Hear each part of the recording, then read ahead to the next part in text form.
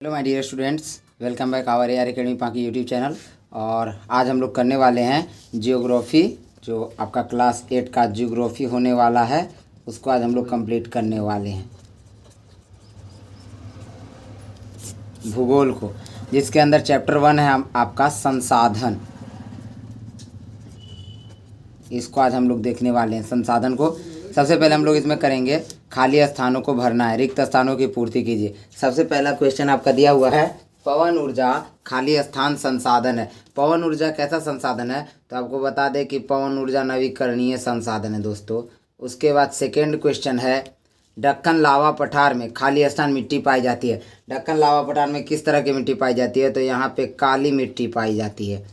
Question number 3 है, उत्पत्ति के आधार पर संसाधन और दो प्रकार के होते हैं। यानी कि उत्पत्ति के आधार पर संसाधन कितने प्रकार के? तो दो प्रकार के होते हैं। कौन कौन? एक होता है जैव संसाधन और दूसरा होता है अजैव संसाधन।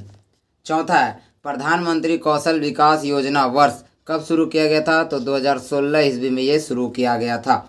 उसके बाद है, सही उत्तर लिखे। पहला, निम्नलिखित में से कौन सा मानव निर्मित संसाधन है? ये 3 ऑप्शन दिए हुए हैं, इनमें से कौन सा मानव निर्मित संसाधन है? ऑप्शन ए, कैंसर उपचार की औषधि। ऑप्शन बी, झरने का जल। ऑप्शन सी, उष्णकटिबंधीय वन। इसका ऑप्शन नंबर क, कैंसर उपचार की औषधि, ये जो है वो मानव निर्मित संसाधन है। उसके बाद दूसरा क्वेश्चन है दोस्तों, जैव संसाधन होते हैं। जैव संसाधन क्या होता है? ऑप्शन क, जीव जंतुओं से उत्पन्न। ऑप्शन ख, मनुष्यों द्वारा निर्मित। ऑप्शन ग, निर्जीव वस्तुओं से उत्पन्न। जैव संसाधन वो कौन होते हैं? तो वो जीव जंतुओं से उत्पन्न जो जैव संसाधन कहलाते हैं। अगला तीसरा है, केरल के तटीय रेत में पाया जाने वाला संसाधन है। केरल के तटीय रेत में कौन सा संसाधन पाया जाता है? ऑप्शन क, थोरियम। ऑप्शन ख, लोहा। ऑप्शन ग, यूरेनियम। ऑप्शन घ, मोनाजाइट। तो इसका आंसर हो जाएगा ऑप्शन नंबर ग, यूरेनियम। चौथा है, सतत, यहाँ पे है, सतत पोषणीय विकास की अवधारणा किस सम्मेलन में पहली बार आया? क है स्टॉकहोम, ख है क्योटो, ग है रियो। इसका आंसर हो जाता है ग, रियो, क्योंकि रियो डी जेनेरिया सतत पोषणीय विकास की उत्पत्ति वहीं से हुई थी। अगला तीसरा है, निम्नलिखित प्रश्नों के उत्तर दीजिए। पहला, संसाधन किसे कहते हैं? उत्तर देखिए, हमारे चारों ओर नजर आने वाली वस्तुएं जो हमारे लिए उपयोगी हैं एवं हमारी बुनियादी आवश्यकताओं की पूर्ति करती हैं, वो संसाधन कहलाती है। या दूसरा डिफिनेशन में आप ये दे सकते हैं, प्रत्येक वस्तु जिसका उपयोग आवश्यकताओं को पूरा करने के लिए किया जा सकता है वह संसाधन है। अगला दूसरा है, संसाधन के मुख्य कितने प्रकार होते हैं? संक्षेप में बताएं।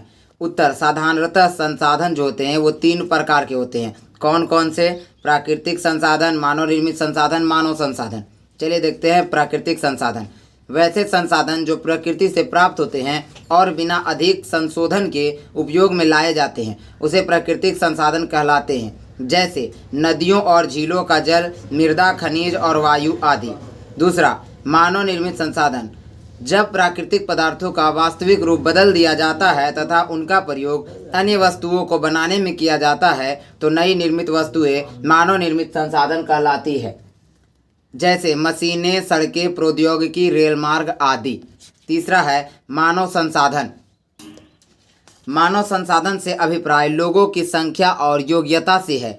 यहाँ योग्यता से अभिप्राय मनुष्य की शारीरिक और मानसिक दोनों प्रकार की योग्यताओं से है। मानव संसाधन होता कैसे है? तो मानव संसाधन अपने दिमाग की शक्ति से, शारीरिक और मानसिक दोनों प्रकार की शक्तियों से मानव खुद एक संसाधन बनता है।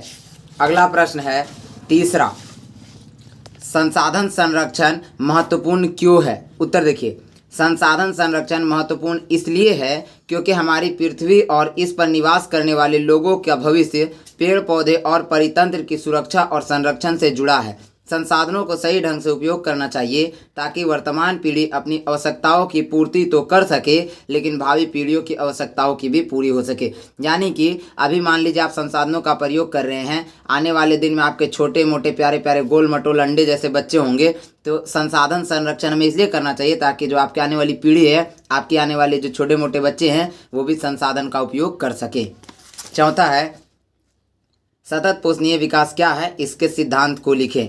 उत्तर, संसाधनों का उपयोग करने की आवश्यकता एवं भविष्य के लिए उनके संरक्षण में संतुलन बनाए रखना सतत पोषणीय विकास कहलाता है। सतत पोषणीय विकास के कुछ सिद्धांत निम्नलिखित है, निम्नांकित किया हुआ है। देखिए, क जीवन में सभी रूपों का आदर और देखभाल करना चाहिए। ख मानव जीवन की गुणवत्ता को बढ़ाना। ग पृथ्वी की जीवन शक्ति और विविधता की संरक्षण करना। घ प्राकृतिक संसाधनों के ह्रास को कम करना, यानी कि ह्रास को कम से कम कर देना। ह्रास मतलब होता है कमी, ह्रास का मतलब हो जाता है कमी, तो कमी एकदम कम से कम कर देना। अंग पर्यावरण के प्रति व्यक्तिगत व्यवहार और अभ्यास में परिवर्तन लाना। च समुदायों को अपने पर्यावरण की देखभाल करने योग्य बनाना। उसके बाद है चौथा लघु उत्तरीय प्रश्न। पहला है चौथा का, मानव एक संसाधन है कैसे? चलिए देखते हैं कैसे। उत्तर, मानव स्वयं में एक संसाधन है। मानव को संसाधन उसकी संख्या, शारीरिक एवं मानसिक शक्ति का विकास, शिक्षा, तकनीक, स्वास्थ्य एवं कौशल की सहायता से होता है। इनकी सहायता से ही मनुष्य नई वस्तुओं का निर्माण करने के लायक बनता है। दूसरा है संभाव्य और वास्तविक संसाधन में अंतर स्पष्ट करें। देखिए, संभाव्य संसाधन वे संसाधन जिनकी पूर्ण मात्रा की जानकारी नहीं प्राप्त हो सकती है और वर्तमान समय में इनका इस्तेमाल नहीं किया जा रहा है, परंतु आने वाले समय में भविष्य में इनका इस्तेमाल किया जा सकता है, उसे संभाव्य संसाधन कहते हैं। इसको हम लोग अंग्रेजी में पॉसिबल रिसोर्सेज भी कहते हैं। दूसरा है दूसरे साइड वास्तविक संसाधन, वे संसाधन जिनका सर्वेक्षण हो चुका है और उपयोग हेतु भंडार सुनिश्चित किया जा चुका है, जिनकी मात्रा ज्ञात होती है। इन संसाधनों का इस समय उपयोग किया जा रहा है। दरअसल होता क्या है, ऐसे संसाधन जिसको सर्वे किया जा चुका है और उपयोग के लिए उसको फिक्स भी किया जा चुका है कि हाँ इसको अब उपयोग कर सकते हैं, जिसकी मात्रा ज्ञात की गई है कि हाँ इतने मात्रा में ये प्राप्त हो चुका है, और इन संसाधनों का इस समय में उपयोग भी किया जा रहा है। उसके बाद तीसरा है स्थानिक संसाधन क्या है, झारखंड के संदर्भ में स्पष्ट करें। देखिए उत्तर, वैसे संसाधन जो निश्चित स्थानों पर ही पाए जाते हैं स्थानिक संसाधन कहलाते हैं। जैसे लौह अयस्क, तांबा। झारखंड में पूरे भारत का लगभग 40% खनिज पाया जाता है और कुछ मामलों में तो भारत में ही नहीं पूरे विश्व में प्रथम स्थान रखता है। उसके बाद है झारखंड में कोयला, लोहा, अयस्क, बॉक्साइट, चूना पत्थर, अभ्रक, काइनाइट, चीनी मिट्टी, लोहा, पूरा पाइराइट, मैग्नीज, क्रोमियम, टंगस्टन, तांबा, सीसा, यूरेनियम, थोरियम, बेरिलियम, फ्लेस्पर, मिट्टी, स्टोन, संगमरमर आदि अनेक खनिज प्राप्त किए जाते हैं। अगला चौथा है नवीकरणीय और अनवीकरणीय संसाधन का विश्लेषण उदाहरण सहित करें। देखिए, नवीकरणीय संसाधन वह संसाधन जिनकी उपभोग के बाद तेजी से पूर्ति संभव है, नवीकरणीय संसाधन कहलाते हैं, जैसे जल, वायु, प्रकाश आदि। उसके बाद दूसरा है अनवीकरणीय संसाधन। देखिए, अनवीकरणीय संसाधन वह संसाधन जो एक बार उपभोग के बाद समाप्त हो जाते हैं और निकट भविष्य में उनकी पूर्ति संभव नहीं है, अनवीकरणीय संसाधन कहलाते हैं।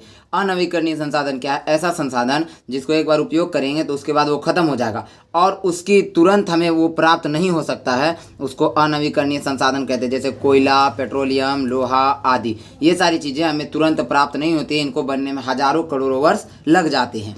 छठा है जैव और अजैव संसाधन क्या है। उत्तर देखिए, जैव संसाधन सजीव होते हैं जो पौधे और जंतु जैव संसाधन हैं। जैव संसाधन नवीकरणीय संसाधन होते हैं, जबकि अजैव संसाधन देखिए ये निर्जीव वस्तुएं होती हैं, जैसे मृदा, चट्टान और खनिज, ये सब अजैव संसाधन है और अजैव संसाधन अनवीकरणीय संसाधन होते हैं।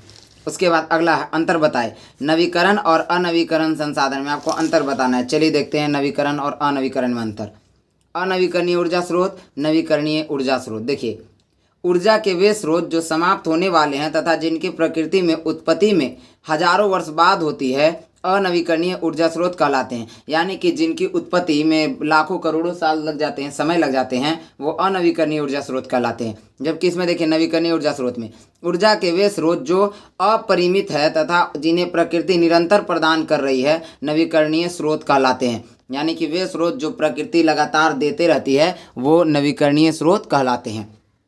बी है अनवीकरणीय ऊर्जा स्रोत वायुमंडल को प्रदूषित करते हैं। इसमें है बी, नवीकरणीय ऊर्जा स्रोत वायुमंडल को प्रदूषित नहीं करते हैं। उसके बाद अगला क्वेश्चन छठा का दूसरा देखिए, पांचवा का दूसरा देखिए, सर्वव्यापक और स्थानिक संसाधन। सबसे पहले देखते हैं क, सर्वव्यापक संसाधन। सर्वव्यापक संसाधन हर जगह पाए जाते हैं, जैसे जल, हवा, सूर्य की रोशन। स्थानिक संसाधन किसी एक विशिष्ट स्थान पर पाए जाते हैं। सर्वव्यापक संसाधन प्रत्येक क्षेत्र में के विकास में योगदान देते हैं, तो स्थानिक संसाधन के कारण केवल उस स्थान का विशेष विकास होता है जहां वे पाए जाते हैं। छठा का पहला है कारण बताएं। प्रौद्योगिकी एक मानव निर्मित संसाधन है, कैसे? चलिए देखते हैं। किसी कौशल करने अथवा वस्तु बनाने में नवीनतम ज्ञान का अनुप्रयोग प्रौद्योगिकी है। जल विद्युत बनाने की प्रौद्योगिकी ने तेजी से बहते जल से ऊर्जा उत्पन्न करके उसे एक महत्वपूर्ण संसाधन बना दिया है, और यह सभी कार्य मानव द्वारा किया गया है। और इस तरह से आपका चैप्टर 1 का होता है दी एंड, और हम लोग करने वाले हैं चैप्टर 2 अगले वीडियो के अंदर। चैप्टर 2 करेंगे जो हमारा अगले वीडियो के अंदर रहेगा। और ये आपका जो संसाधन था यानी कि ज्योग्राफी का चैप्टर 1 JCERT था, ये आप लोगों का कंप्लीट होता है। और जो लोग हमारे अभी तक वीडियो पर नए हैं, हमारे वीडियो को लाइक कर दें, चैनल को सब्सक्राइब कर दें। इसके अलावा एक और जो बचा हुआ है छठा का दूसरा, वो यहाँ पे है, उसको देखते हैं। छठा का दूसरा ये छठा का दूसरा है। मनुष्य एक विशिष्ट प्रकार का संसाधन है, कैसे? देखिए, मनुष्य अपने कौशल, ज्ञान एवं प्रौद्योगिकी से प्रकृति का सबसे अच्छा उपयोग करता है और संसाधन निर्मित करता है, अतः मनुष्य एक विशिष्ट प्रकार का संसाधन है। तो इस तरह से आपका चैप्टर का होता है दी एंड। जो लोग हमारे वीडियो को नए हैं वो हमारे वीडियो को लाइक करें, चैनल को सब्सक्राइब कर दें। मिलते हैं हम लोग अगले वीडियो के साथ, तब तक के लिए बाय।